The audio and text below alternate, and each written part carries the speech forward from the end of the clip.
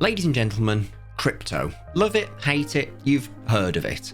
Along with NFTs, blockchain, Web3, Metaverse, it's all the same stuff but with a different name essentially.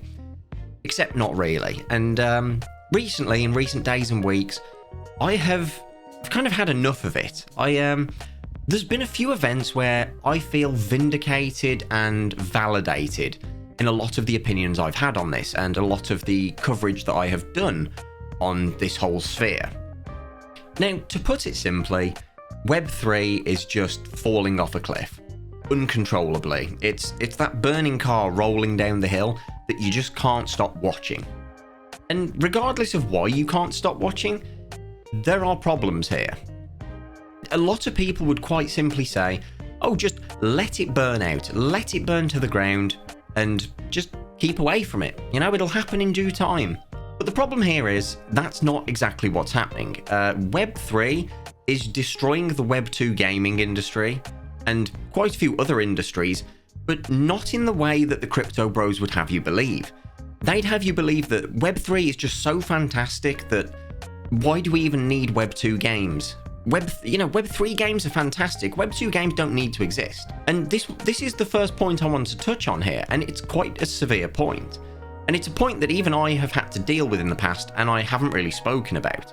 Many of you know that I was looking for funding for my game, Nightmare World, and I went to a lot of venture capitalists, VCs, investors, and I pitched the game to them, and most of them were pretty damn interested in it. But this was around the time early last year where crypto and Web3 was just starting to absolutely boom. And this is where the problem lies. Almost every investor that I would talk to, we'd get to the end of talks, and in particular, the last investor that I ever spoke to said to me, this is fantastic. How do we integrate this into Web3 and Metaverse? And because of me covering this sort of stuff for the last 2 years, it prompted me to have a knee-jerk reaction and turn to him and say, what is the Metaverse? What do you think the Metaverse is? And his reaction was, oh, it's everything all connected all at once. And he used the typical example of you can take a sword or a gun from one game and you can take it into another game that you play, and it's all connected, and all the money from one can be used in the other, and so on, so forth. And I had to say to him at that point, you are aware, you are fully aware, right, that the Metaverse, straight up does not exist. You are asking me to integrate my product that is kind of like my pride and joy into a thing that does not exist. And he didn't know how to respond to that. He was like, what do you mean it doesn't exist? He was like, everyone's building for the Metaverse. And I went, no, everyone is building for a Metaverse. There is no the Metaverse, which is the entire point. And this is where I find it really strange, because if you're not building for the Metaverse and instead you are building in an enclosed system, you're just making a game, right? So the term Metaverse means nothing because it is nothing. It's very hard to believe, just like the sponsor of today's video, Blinkist. The Blinkist app allows you to understand the most important information from over 5,500 non-fictional books and podcasts in just 15 minutes. During my busy days, I often find that I have 20 to 30 minutes between important activities, and until recently, I was struggling to find anything productive to do in such a short amount of time. No worries, Blinkist is here to the rescue. Now I can sit down and unwind while listening to bite-sized books on Blinkist. One blink that I highly recommend is Cloud Money by Brett Scott, which I finished earlier today while waiting for an Uber to arrive. It's an incredibly eye-opening read on cryptocurrency and the many failures that come with it. And if that already sounds great, well, it gets better. With Blinkist Connect, you can now share your subscription with another user completely free, while still keeping 2 separate accounts. Here's how. Tap Connect at the bottom right and hit share your free invite. It's as simple as that. So what are you waiting for? Get 25% off Blinkist Premium and enjoy 2 memberships for the price of 1. Start your 7-day free trial by clicking the link in the description and pinned comment. And again, a massive thank you to Blinkist for sponsoring this video. So with that said, let's continue. Now, here's where the problem lies. Investors are so much more willing to invest in Web3 games right now than they are Web2, and there's a pretty decent reason why. It doesn't mean it's a good reason, it actually sucks, but let's talk about this. In typical game development, a person will decide that they are a gamer and they want to make money.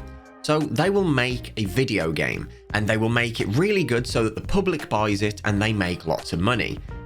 And that's pretty cool, right? That's fine. But that's not how it works in Web3. In Web3, they will decide, I want lots of money and I also like games. So let's raise the money to make a game.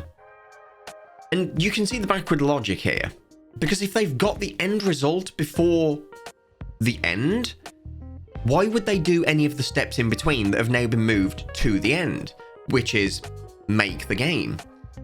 Well, the answer is they won't. Or they will fail and yeah, that's it. But they made the money, so, you know, who cares? And investors are realizing that it's actually a safer bet to invest in Web3 projects because they raise the money up front without any outgoings. Whether they make the game or not, it's a safe investment. The investor cannot lose. And specifically for me talking to one of the investors and asking about this out of curiosity, well, it's usually about a 30% chance that a regular game project will succeed to the level where they make their money back and more. But when they do succeed, they usually succeed quite well and make quite the profit back. You know, they cover the losses from the other projects. Well, with Web3 games, it's more of a 90% chance that they'll make their money back because there's literally no outgoings because they're not even making the game. The investors will quite often make their money back before a prototype of any sort is even out the door. Because their money is not being used to make the game. It's being used to advertise for crowdfunding with crypto to then make the game. Let's be honest, a lot of these VCs and investors just know that this is a grift, they're in on it, but they're not liable. And this is going to become a problem going forward, because can you blame them? They're in the business of making money. So would you invest in a project that is, you know, set out to do the best, make a good game and actually be real with a, let's be honest, let's be generous and say a 50-50 chance of success? Or would you invest in something that within 60 days is going to turn around and give you 65 million of the 128 million that they raised selling Pixelmon, which literally never existed in the first place? And at the end of the day, you were just a investor. So you're not liable. You just get the profits. And depending on where your morals lie, let's be honest, most people are going to go for the latter. And because of this, regular Web2 games are not getting the funding that they once were, which means that there is a drop in indie Web2 games. And I'm seeing more and more people on Twitter reflect this statement with, you know, their own stories on how every investor they talk to is just trying to wrangle them into Web3, asking how they're going to integrate NFTs. Do we plan on putting it on the blockchain? Is it going to be a metaverse? And unfortunately, this is ruining investment for indie games. I know this has been a bit more of a short, ranty video today, but it was something that's been really bothering me, and it's something I wanted to get off my chest and really make people aware of this issue. As always, a massive thank you to the patrons. You guys are absolute legends, and it allows me to make more videos like this more often. Until next time, take care.